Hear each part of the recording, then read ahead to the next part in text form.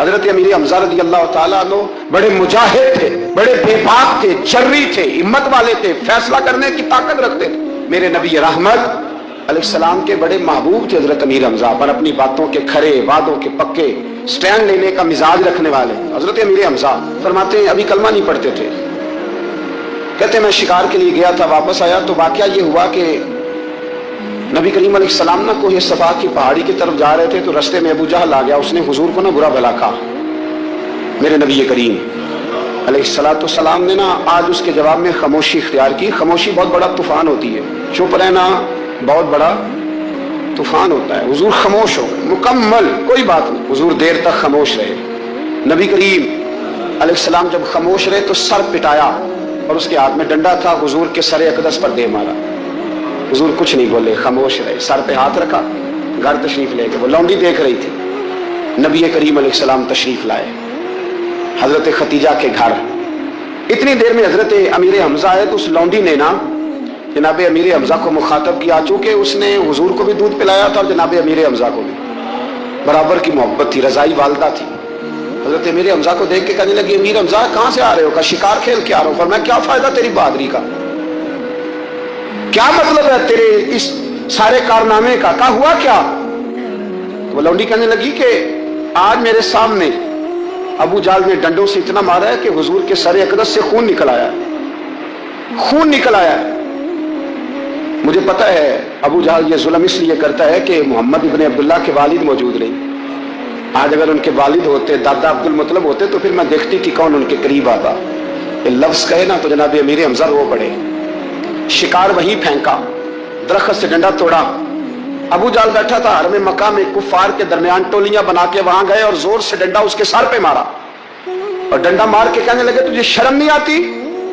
میرے بھتیجے کو لاوارث سمجھتے ہو؟ جرأت ہے تو ذرا آنکھ اٹھا کے ایک دفعہ دیکھو، میں تمہاری آنکھ نہ نکال دوں تو کرو ہمت، اگر طاقت ہے تو بولو۔ اللہ اکبر۔ جب یہ لفظ کہے، جب یہ بات کری تو ابو جہل کانپنے لگا۔ کچھ لوگوں نے چاہا حضرت امیر حمزہ کے معاملے میں مداخلت کرنی، پر کہنے لگا چپ کر دو، تمہیں پتہ نہیں یہ شیر بڑا ہے، یہ دلیر ہے، یہ طاقتور ہے، خبردار کوئی بات نہ کرنا۔ اللہ اکبر۔ حضرت امیر حمزہ وہاں سے نہ نکل کے تو سیدہ ختیجہ کے گھر آئے۔ سیدہ ختیجہ الکبریٰ رضی اللہ تعالیٰ عنہا نا نبی کریم کو مرہم پٹی کر رہی تھی۔ حضور نے چچا کا چہرہ دیکھا تو آنکھوں میں آنسو آ گئے۔ حضرت امیر حمزہ بھی روئے اور کہنے لگے بھتیجے خوش ہو جاؤ، میں اس کا سر پھوڑ آیا ہوں، اتنی زور سے مارا ہے کہ اس کو ہمت نہیں ہوئی بات کرنے کی۔ حضرت امیر حمزہ کے جواب میں محبوب فرمانے لگے چچا میں ابو جہل کا سر پھوڑنے سے تو خوش نہیں نہ ہوتا۔ کہا آپ کیسے خوش ہوتے ہیں؟ فرمایا آپ کلمہ پڑھ جائیں میں خوش ہو جاؤں گا۔ حضرت امیر حمزہ کہنے لگے کلمہ پڑھنے سے راضی ہو جاؤ گے، خوش ہو جاؤ گے، بس اتنی سی بات؟ فرمایا ہاں۔ تو کہا پڑھاؤ کلمہ، پڑھاؤ کلمہ۔ حضرت محبوب کریم نے کلمہ پڑھایا اور جناب امیر حمزہ اسی وقت مسلمان ہو گئے۔ حضرت امیر حمزہ نبی پاک صلی اللہ علیہ وسلم کے سگے چچا ہے، ان کا پورا نام ہے حمزہ بن عبد المطلب، حضور کے سگے چچا بھی ہے۔ نبی کریم صلی اللہ علیہ وسلم سے 2 سال عمر میں بڑے تھے، ایک ہی ماں کا دونوں نے دودھ دیا۔ حضرت سرابہ جو ابو لہب کی آزاد کردہ لونڈی ہے، حضرت امیر حمزہ رضی اللہ تعالیٰ عنہ نے اور نبی پاک صلی اللہ علیہ وسلم دونوں نے دودھ دیا۔ آپ کی معلومات میں اضافہ کر رہا ہوں اگر آپ توجہ کریں تو، نبی پاک صلی اللہ تعالیٰ علیہ وسلم کی والدہ حضرت آمنہ اور حضرت امیر حمزہ کی والدہ حضرت حالہ دونوں بہنیں ہیں، دونوں اللہ۔ حضرت ابوبکر صدیق رضی اللہ تعالیٰ عنہ فرمایا کرتے تھے مجھے اپنے رشتہ داروں کا اتنا پتہ نہیں جتنا مصطفیٰ کے رشتہ داروں کا پتہ ہے، اس لیے کہ حضور سے تعلق رکھنے والی ہر چیز ہی مجھے پیاری لگتی ہے، تو میں حضور کے رشتہ دار ڈھونڈ ڈھونڈ کے عزتیں کرتا ہوں، اس لیے کہ ان رشتہ داروں میں مجھے حضور کے خون کی مہک نظر آتی ہے۔ ہاں ان کا صاحب ایمان ہونا ضروری ہے، صاحب ایمان ہو صحیح، میں ڈھونڈ ڈھونڈ کے حیا کرتا ہوں۔ پہلے نمبر پہ چچا ہے، دور شریک بھائی ہے، جو ہے آپ کی جی تھک تو نہیں گئے منا کے، دور شریک بھائی ہے۔ تیسرا ان کی والدہ اور نبی پاک کی والدہ آپس میں چچا زاد بہنیں ہیں، چچا زاد اس میں سرگی بہنیں بھی لکھے ہیں، لیکن کثرت محدثین کی طرف گئی ہے کہ دونوں کے دادا ایک تھے، یعنی چچا زاد بہنیں.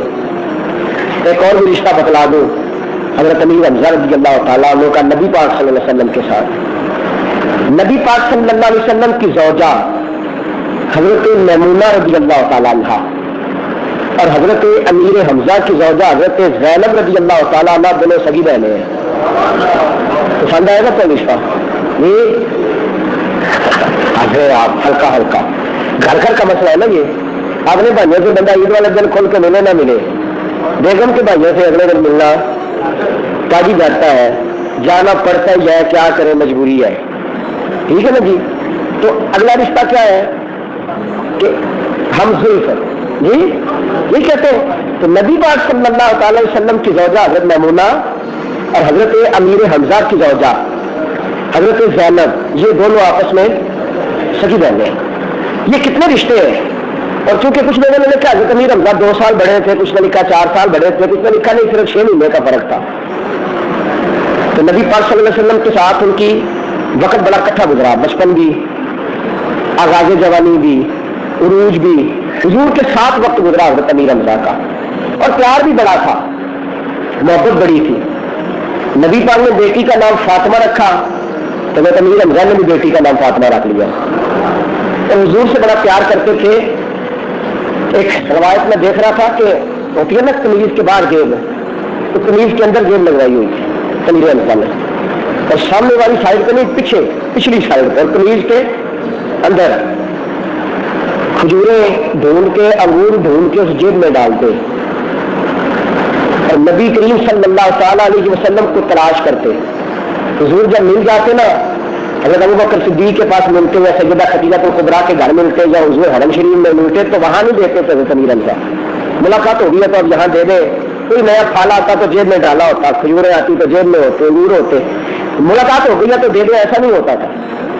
نبی کریم صلی اللہ علیہ وسلم سے ملاقات ہوتی تو حضرت امیر حمزہ دیکھ کے مسکراتے, تو نبی پاک بھی دیکھ کے اب حضور کا دامن تھام لیتے, حضرت امیر حمزہ باہر لے جاتے, اور کہیں جا کے نا کنویں کی منڈیر پہ بیٹھ کے, یا کسی پتھر اور پہاڑ پہ بیٹھ کے, تو بٹن کھول کے کہتے میری پچھلی جیب سے کھجوریں نکالو, میری پچھلی جیب سے انگور نکالو. تو حضور فرماتے چچا آگے کیوں نہیں رکھتے؟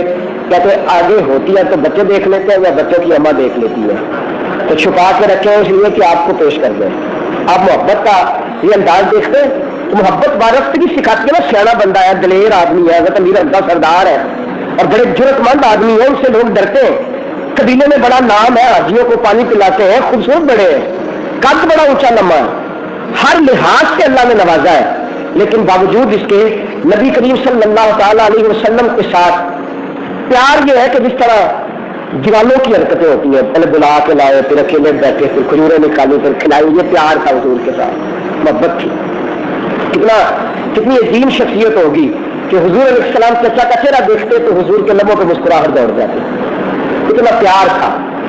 جب نبی پاک صلی اللہ علیہ وسلم نے اعلان نبوت فرمایا تو حضرت امیر حمزہ تھوڑے تھوڑے خفا رہنے لگے, ناراض رہنے لگے. جس طرح پورے ماحول بن گیا تھا نا مکہ مکرمہ کا, کہ ساری مخالفت کرتے تھے, سارے کہتے تھے کیا نئی بات چھیڑ دی ہے, سارے ناراض رہتے تھے. تو حضرت امیر حمزہ بھی تھوڑے تھوڑے نا ملاقات ہوتی تو گرم جوشی سے ملتے, لیکن وہ جو انداز تھا نا اعلان نبوت سے پہلے کا, جو کہ ماحول تھا, سایہ بن گئے نبی پاک کا.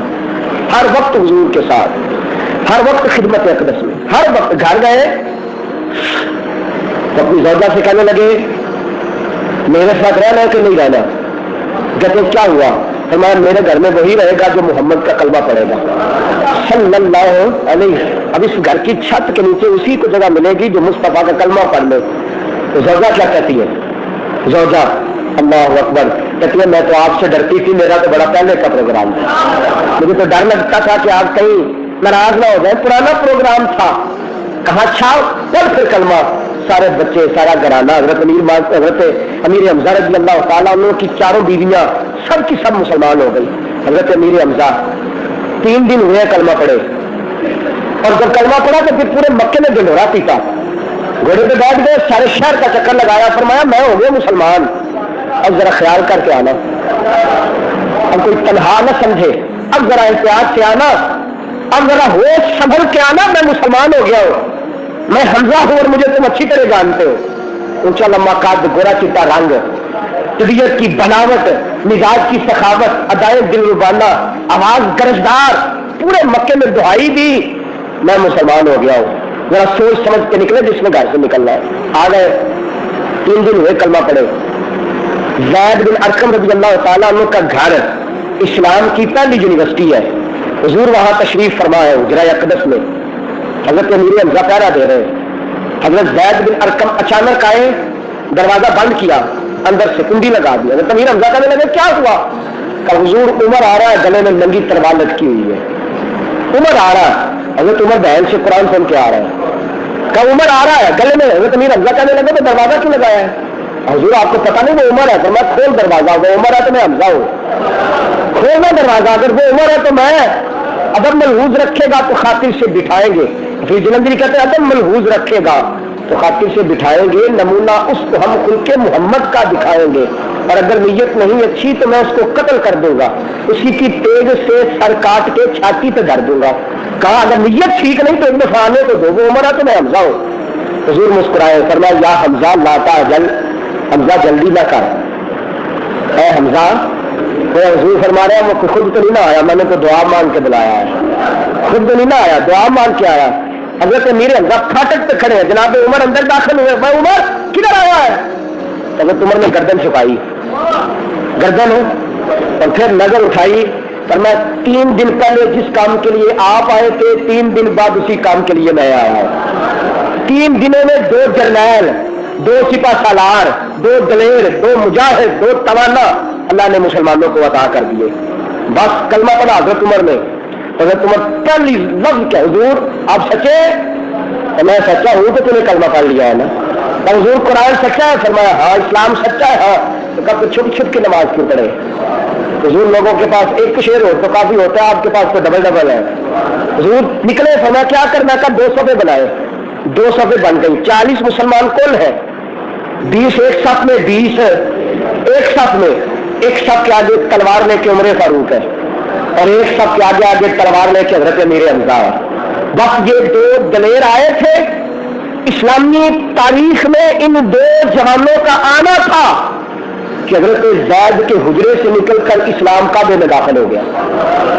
बस हजरत अमीर हमजा रज़ी अल्लाह तआला अन्हु हजरत फारूक आज़म की तशरीफ आवरी में हजरत ज़ैद बिन अरकम के घर से निकाल के इस्लाम को हरम में, बस उस दिन आया है हरम शरीफ में इस्लाम।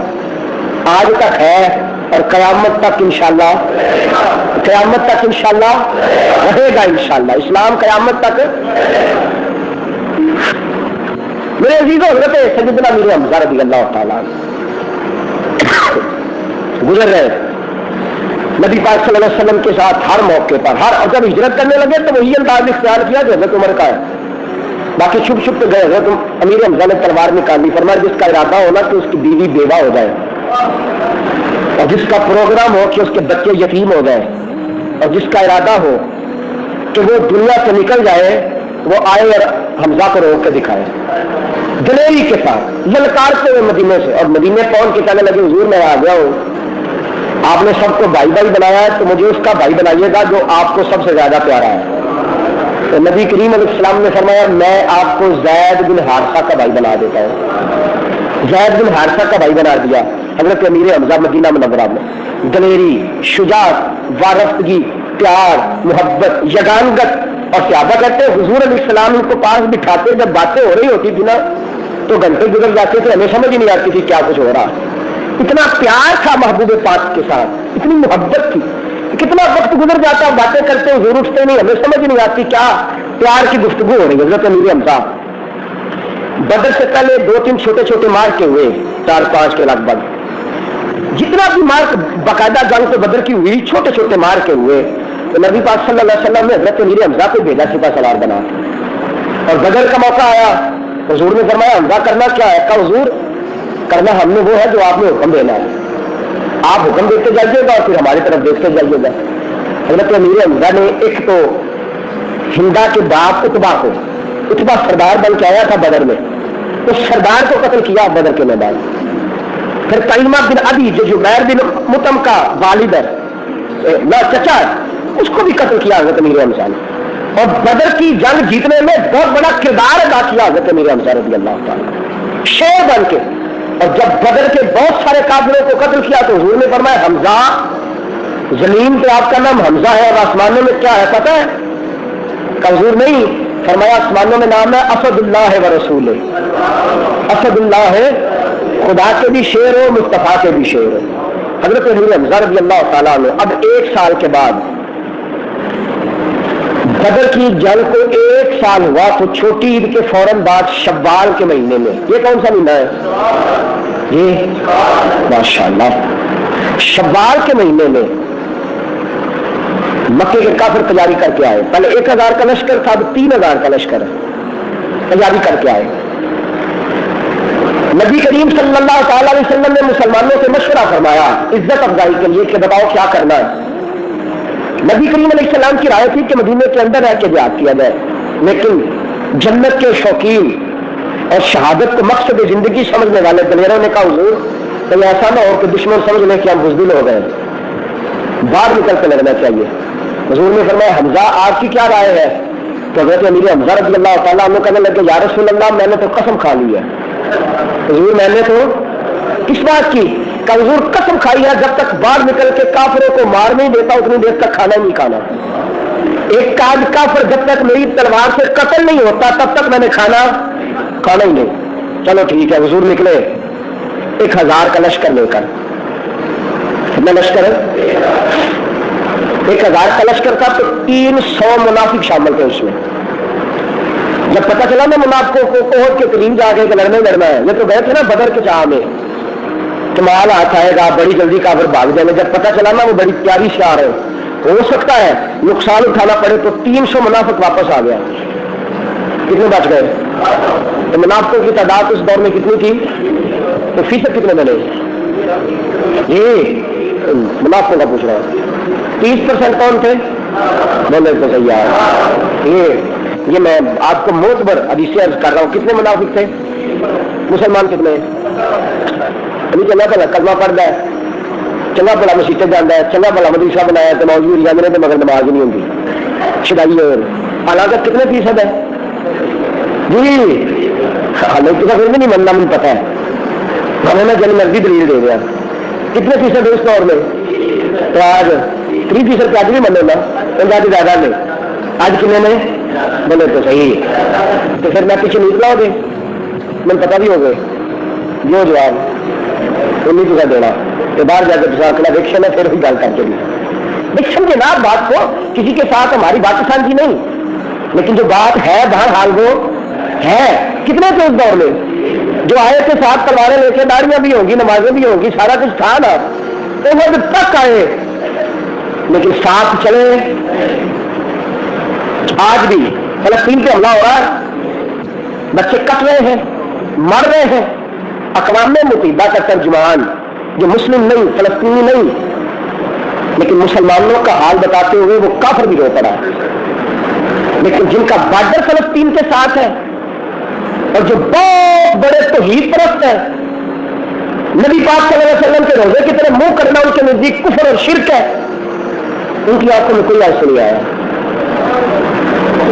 ان کو ایران اور دیگر ملکوں نے کہا ہمیں جگہ دو، ہمیں رستہ دو، ہم فلسطین کو اصلاح دیں، لیکن وہ کہتے ہیں تمہیں رستہ دے دیا تو تم یہاں بیٹھ جاؤ گے آ کے، مجھے بتاؤ میرا سینہ چھلنی ہے، چھلنی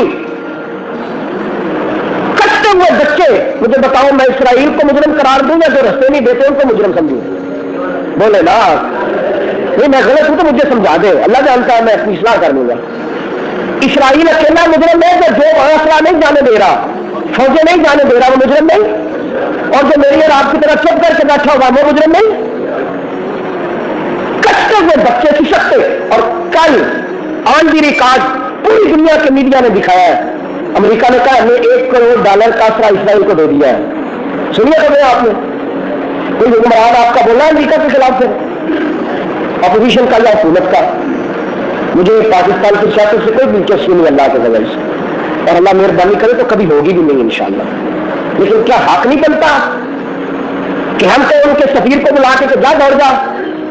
تو مسلمانوں کو کتنا اسلحہ دیا؟ 1 کروڑ، اور یہ سارے میڈیا نے بتایا، مسلم نان مسلم سب نے، اور مصدقہ ان کی رپورٹ ہے اپنی، کس سے گلا کرے؟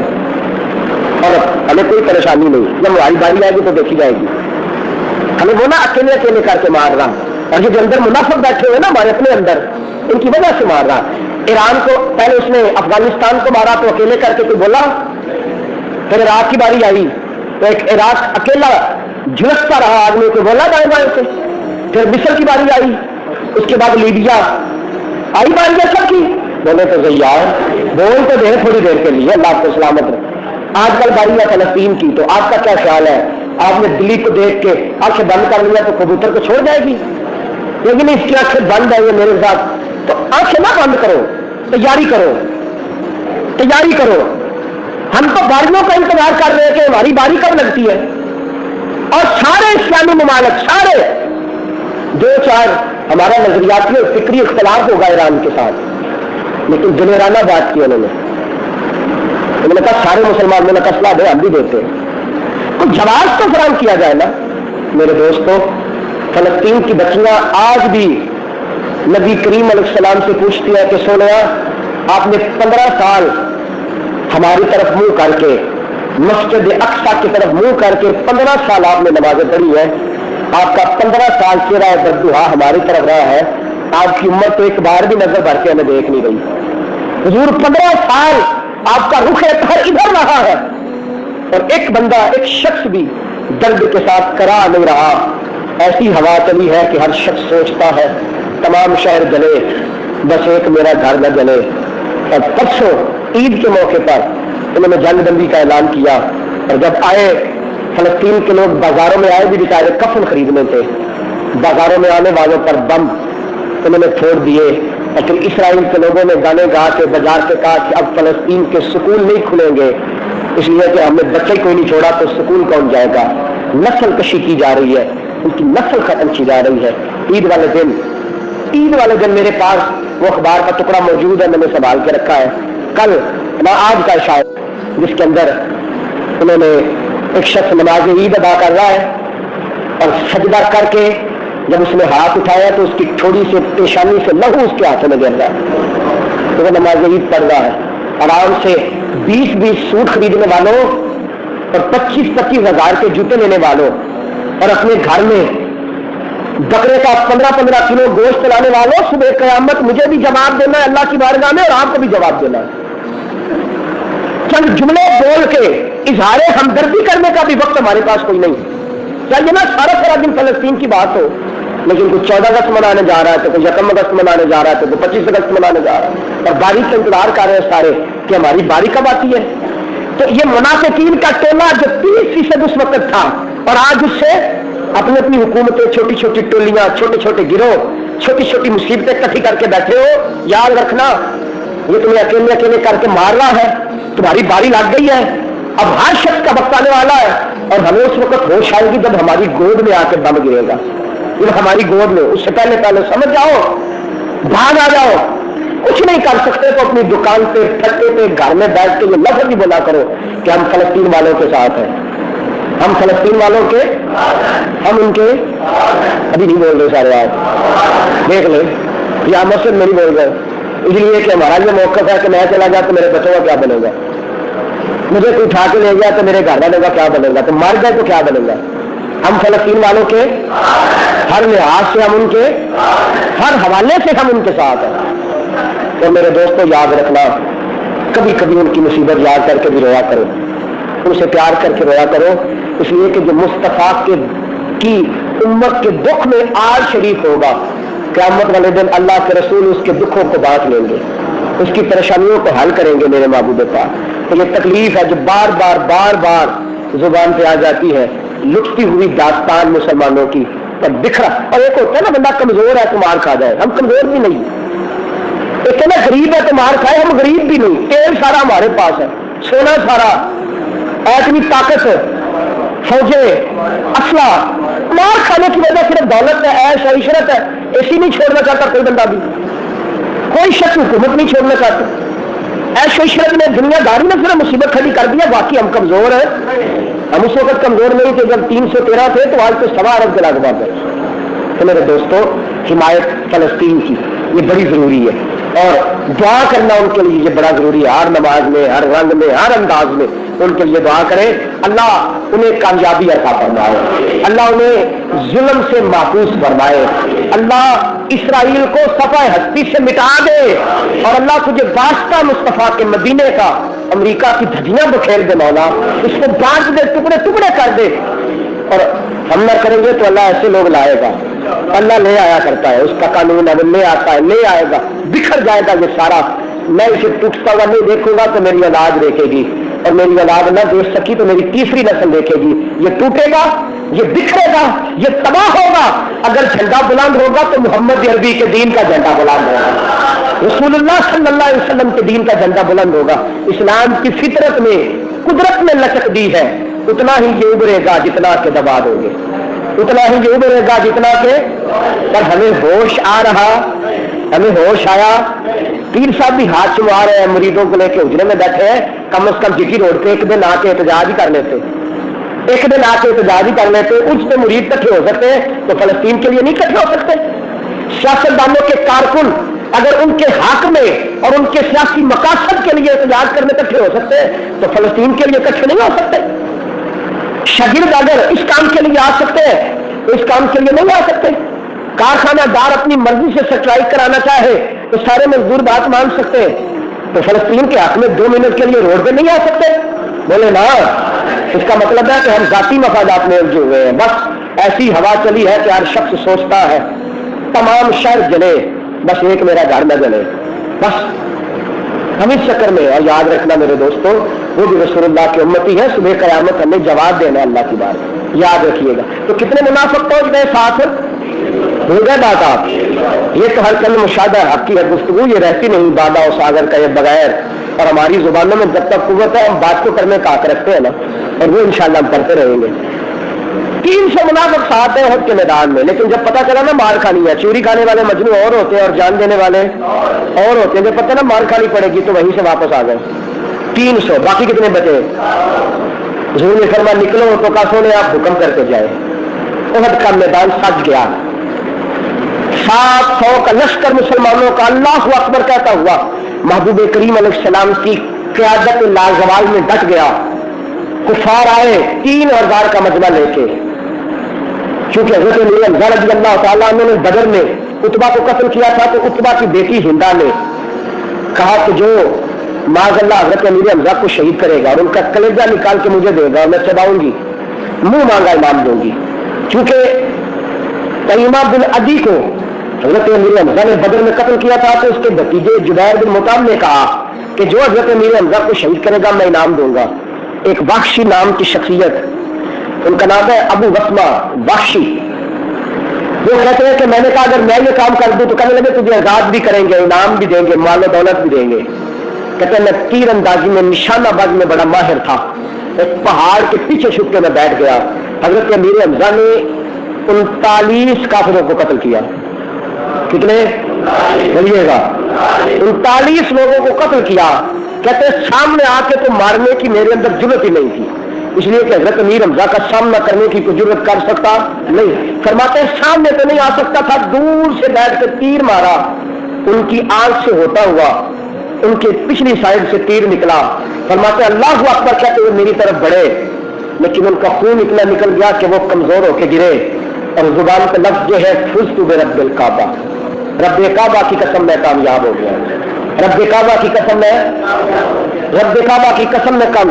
کہتے ہیں جب امیر حمزہ رضی اللہ تعالیٰ عنہ کی روح مبارک پرواز کر گئی تو واشی کہتے ہیں میں نے اٹھا، ان کا میں نے پیٹ چاک کیا، کلیجہ نکال کے ہندا کو دیا، چبا گئی. پھر ان کے کان کاٹے گئے، ناک کاٹی گئی، پھر ان کی آنکھیں نکالی گئی. فرماتے ہیں شہید ہو گئے. 70 کے قریب صحابہ شہید ہوئے. اور جب شہداء کی میتیں تلاش کرتے کرتے حضرت علی پہنچے، حضرت امیر حمزہ تک، تو جناب علی کی ساری داڑھی آنسوں سے بھر گئی. اور حضرت علی المرتضیٰ سے صحابہ کہنے لگے اتنا روتے کیوں ہے؟ تو شہید ہو گئے. اور ولا تقولوا لمن يقتل في سبيل الله اموات بل احياء ولكن لا تشعرون. تو شہید ہو گئے. حضرت امیر حمزہ رضی اللہ تعالیٰ عنہ کی میت مبارک پر کھڑے حضرت علی کہنے لگے روتا اس لیے ہوں کہ میرے محبوب سے دیکھا نہ جائے گا، نبی کریم علیہ السلام کو یہ غم کا پتہ چلے گا تو معاملہ کیسے بڑھے گا؟ دوستوں پیار اتنا، محبت اتنی، وفا اتنی. حضرت علی المرتضیٰ شیر خدا کرم اللہ تعالیٰ عنہ گئے، حضور علیہ السلام نے فرمایا علی حمزہ کا پتہ چلا؟ تو جناب علی ہوئے تو نبی کریم علیہ السلام کی مقدس آنکھیں بھی آنسوں سے بھر گئی. فرمایا کدھر ہے میرا حمزہ؟ فرمایا لبوں سے نہ بول سکا، انگلی سے اشارہ کیا. حضور تشریف لائے اور پیارے چچا کے سرانے کھڑے ہوئے تو آنکھوں میں آنسو جاری ہے. حضور گھٹنوں کے بل بیٹھ گئے. فرمایا تو بڑا صلہ رحمی کرنے والا تھا، تو بڑا پیار کرنے والا تھا، تو بڑا محبت کرنے والا تھا، تو بڑا عظیم تھا، تیری کیا بات تھی، تو بڑا نوازنے والا، بڑا معاف کرنے والا. مقدس اتنی دیر گزری تو حضرت صفیہ حضور کی پھپھو دوڑی آ رہی ہے. نبی کریم نے فرمایا ان کے بیٹے حضرت زبیر بن عوام سے ماں کو روکو، بھائی کا حال نہیں دیکھ سکے گی. حضرت صفیہ کہنے لگی یا رسول اللہ بھائی تو میرا تھا پر پیار آپ دونوں کا زیادہ تھا، اگر آپ نے برداشت کر لیا ہے تو صفیہ بھی برداشت کر ہی لے گی. حضور اگر آپ نے دیکھ لیا ہے تو میں بھی برداشت کر لوں گی. سرانے کھڑی ہوئی انا للہ و انا الیہ راجعون. صحابہ نے کہا حضور اٹھائے ان کو مدینے لے چلے. فرمایا نہیں اسے احد میں دفن کرو. انہیں بولیے گا احد شریف میں دفن کرو. قبر کھلنے لگی تو ایک قبر میں ایک روایت کے مطابق دو، حضرت عبداللہ بن جہش رضی اللہ تعالیٰ عنہ، حضرت امیر حمزہ دو، اور ایک روایت میں تین، حضرت مصعب بن عمیر بھی اسی قبر میں. کفن پہنانے کی باری آئی تو کفن بھی کوئی نہیں، کفن بھی کوئی نہیں. کاش کوئی فلسطین والوں کو جا کے بتلائے کہ شوال میں تمہارے پاس بھی کفن کوئی نہیں. تو اسی شوال میں جب امیر حمزہ گئے تھے تو کفن اس وقت بھی کوئی نہیں تھا. حضرت صفیہ نے 2 چادریں دی اور جب ڈھانپنے لگے تو قریب ایک انصاری کی میت پڑی ہے. نبی کریم نے فرمایا میں نہیں چاہتا کہ چچا کو کفن مل جائے اور یہ انصاری بے غور کفن چلا جائے. فرمایا ایک چادر اس پہ ڈال دو، ایک چادر ان پہ ڈال دو. فرماتے چادر ڈالی، سر ڈھانپتے تھے تو پیر ننگے ہو جاتے، پیر ڈھانپتے تو سر ننگے ہو جاتے. نبی کریم کی مقدس آنکھوں میں آنسو آ گئے. فرمایا چچا کا سر ڈھانپ دو، پیروں پہ گھاس ڈال دو اور ایک دفعہ قبر بند کرو، اللہ جنت کا لباس عطا فرما دے گا، اللہ انہیں جنت کا لباس دے دے گا. حضور نے فرمایا رکھو جنازہ پڑھے. نبی کریم کے سامنے رکھا، جنازہ پڑھایا حضور. پھر ایک اور میت آئی، فرمایا امیر حمزہ کے ساتھ رکھو. پھر دوبارہ جنازہ، وہ میت اٹھا دی. پھر تیسری میت آئی، فرمایا امیر حمزہ کے ساتھ رکھو. پھر تیسرا جنازہ. چوتھی میت آئی، امیر حمزہ کے ساتھ رکھو. میرے مصطفیٰ کسی پر ایک بار جنازہ پڑھ دے تو فرشتے سلامی دینے آ جاتے ہیں. حضرت امیر حمزہ پر نبی پاک نے 70 مرتبہ نماز جنازہ ادا فرمایا، 70 مرتبہ جنازہ پڑھا رسول پاک نے. اور پھر حضور نے فرمایا قبر مبارک میں رکھ دو. حضرت امیر حمزہ کی قبر میں مٹی ڈالی جا رہی تھی اور حضور کے آنسو ہے کہ تھمتے نہیں. نبی کریم علیہ السلام آنسو بہاتے جاتے. حضور علیہ السلام جیسے ہی نکلے احد سے، جیسے ہی نکلے احد سے، حضرت صدیق اکبر آگے آ گئے. حضرت امیر حمزہ کی صاحبزادی جن کا نام بھی فاطمہ، حضرت ابو بکر صدیق سے پوچھتے ابو بکر میرے ابا جی کدھر ہے؟ حضرت صدیق اکبر فرماتے ہیں مجھ میں تو حوصلہ نہیں، وہ سامنے رسول پاک تشریف لا رہے ہیں. بھاگی ہوئی بیٹی حضور کی بارگاہ میں گئی، یا رسول اللہ صلی اللہ علیہ وسلم میرے ابا جی کدھر ہے؟ نبی کریم صلی اللہ علیہ وسلم نے بیٹی کو اٹھایا اور اٹھا کے حضور نے گود میں بٹھا لیا. فرمایا بیٹا جب بھی تجھے باپ کا دیدار کرنا ہوا محمد کا مکھڑا دیکھ لے. بیٹا جب بھی تجھے باپ کا دیدار کرنا ہوا مصطفیٰ کا چہرہ دیکھ لینا. رسول کریم صلی اللہ علیہ وسلم تشریف لائے تو صحابہ کہتے ہیں حضور قدم اٹھا کے باہر کی طرف، تو حضور پھر پلٹ کے حضرت امیر حمزہ کی قبر دیکھتے، پھر قدم اٹھاتے تو پھر پلٹ کے. چند سال گزرے تو مکہ فتح ہوا، وہی وحشی نقاب اوڑھ کے آیا، حضور کے پیچھے کھڑے ہو کے کلمہ پڑھنے لگا. نبی کریم نے فرمایا سامنے آ، مجھے بتا تو صحیح میرے چچا کو تم نے شہید کیسے کیا؟ یا رسول اللہ میں نے پہلے تیر مارا تو وہ گر گئے، پھر میں نے پیٹ چاک کیا کیونکہ میں نے آنکھیں نکالی، کان کاٹے. رسول کریم صلی اللہ علیہ وسلم کو حال سنایا. حضرت دہشی کہتے ہیں حضور پھر ہوئے اور میں نے نبی کریم کی کتنی دیر آنسو بہتے دیکھے. حضور کے آنسو تھمے اور میں نے کہا سنیا میری معافی قبول ہے کہ نہیں، قبول ہے کہ نہیں؟ حضور نے فرمایا جا میں تجھے معاف کرتا ہوں اور میرے سامنے نہ آیا کرنا. تو جب بھی سامنے آئے گا چچا کی کٹی ہوئی لاش میری آنکھوں کے سامنے آ جائے، جب بھی اتنا پیار حضرت امیر حمزہ سے، اتنی محبت.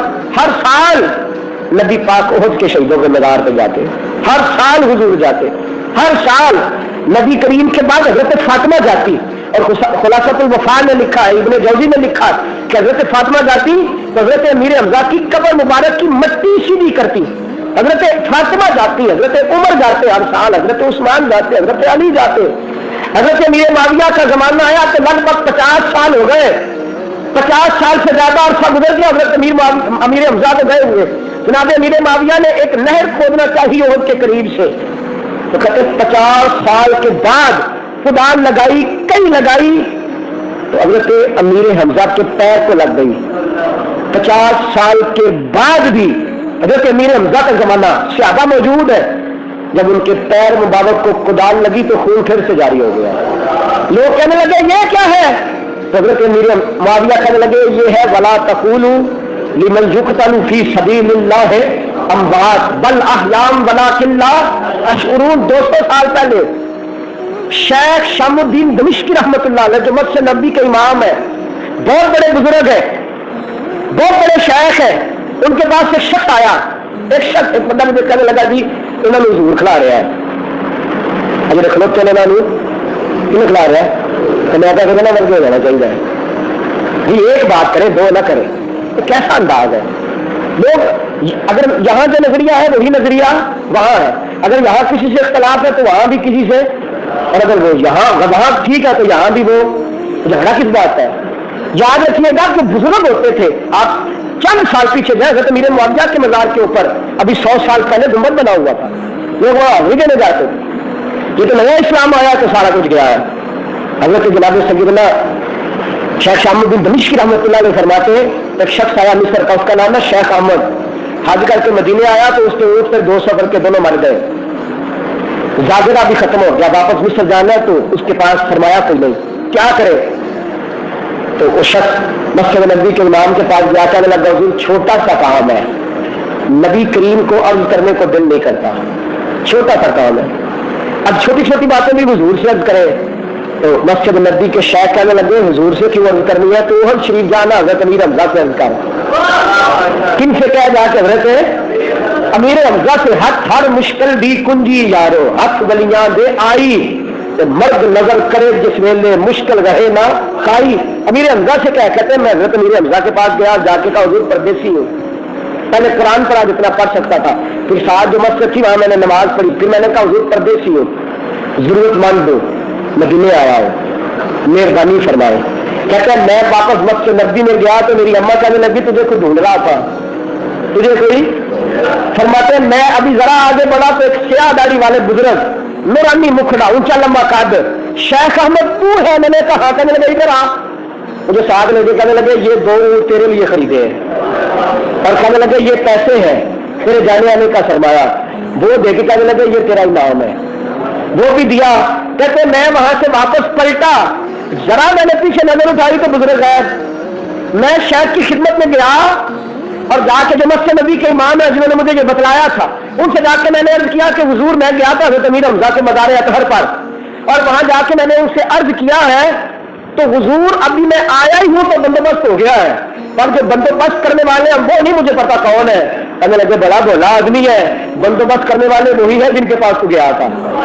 بندوبست کرنے والے شیخ عبد الحق محدث دہلوی رحمۃ اللہ علیہ فرماتے جو احد کے شہیدوں کو ایک بار سلام کرے گا وہ قیامت تک سلام کا جواب دیتے رہیں گے. ایک بار جو سلام کرے گا قیامت تک وہ سلام کا جواب. مزارات احد علامہ سید احمد سعید شاہ صاحب کاظمی رحمۃ اللہ علیہ کے صاحبزادے ارشد سعید کاظمی صاحب، ان کے ایک مرید ہے، وہ کہتے ہیں مدینے گیا تو دل لگ گیا، اوقاڑے کے رہنے والے کہتے مدینے گیا تو دل لگ گیا، آنے کو دل ہی نہ کرے. میں کام چور نہیں تھا، بڑا محنتی تھا، طائف میں مجھے رہنا تھا، کفیل طائف کا تھا، مدینے دل لگ گیا، مسجد نبی سے اٹھنے کو دل ہی نہ کرے. میں کہوں یا اللہ تو جانتا ہے میں کام چور نہیں، محنتی ہوں، پر کیا کروں یہاں سے اٹھنے کو دل نہیں کرتا. کہتے میں نے حضرت سے عرض کیا تو کہنے لگے چھوٹے چھوٹے کام حضور کو نہیں بتلائے جاتے تو حضرت امیر حمزہ کے پاس گیا. کہتے میں حضرت امیر حمزہ کے روضہ اطہر پہ میں نے کہا حضور جانے کو دل نہیں کرتا، جس طرح آپ مصطفیٰ سے پیار کرتے ہیں میں بھی نوکری کرنے والا ہوں. فرماتے ہیں عرض کیا اللہ نے فضل فرمایا وہ میرا کفیل جو مجھے کہہ رہا تھا پرسوں طائف نانا آیا تیرا خروج بھی لگاؤں گا تجھے اندر بھی بھیجوں گا، کہتا میرے پاس چل کے آیا، مجھے کہنے لگا بڑے ڈاڈے ڈاڈے لوگوں کی سفارشیں کراتا ہے، بڑے سخت سخت لوگوں کی۔ میں نے کہا کیا مطلب؟ کہنے لگا 6 مہینے کے بعد تجھے 1 مہینے کی چھٹی ملے گی، جب تمہیں گھر جانا ہوگا میں ایئرپورٹ چھوڑنے جاؤں گا، جب تو واپس آئے گا لینے جاؤں گا، چھٹی کی تنخواہ بھی دوں گا، جتنی تنخواہ تو کہے گا اتنی دوں گا۔ تو میں نے کہا میں نے کرنا کیا ہے؟ کہنے لگے مسجد نبی میں بیٹھ کے مصطفیٰ پہ درود پڑھنا ہے، اور جب موقع ملے نکل کے جانا ہے اور جناب امیر حمزہ کی حاضری دینی ہے۔ تو میں نے کہا یہ کرم کیوں؟ کہنے لگے رات ملے حضرت امیر حمزہ خواب میں، تو کہنے لگے تو اس پہ مہربانی کر، اللہ تجھ پہ مہربانی کر دے گا۔ ہر مشکل دی کنجی یارو ہاتھ مرداں دے آئی، تے مرد نظر کرے جس ویلے پھر مشکل رہے نا۔